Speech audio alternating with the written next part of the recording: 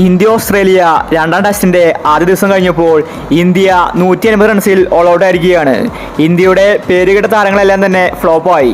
ജയ്സ്വാൾ ഓപ്പണിംഗിൽ ഡെക്കിലാണ് പുറത്തായത്. കോഹ്ലിയും രോഹിത് ശർമ്മയും രണ്ടക്കം കണ്ടില്ല.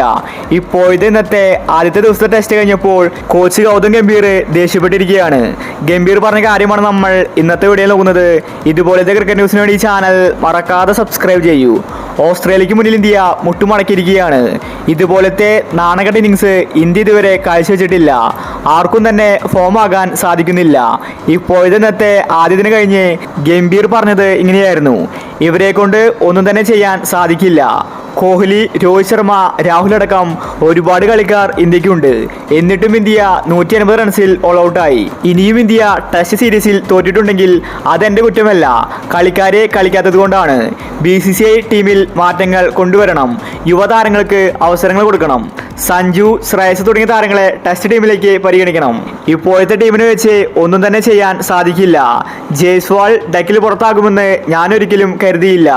അതുപോലെ രോഹിത് ശർമ്മ, കോഹ്ലി ഇവർക്ക് രണ്ടക്കം പോലും കാണാൻ സാധിച്ചില്ല.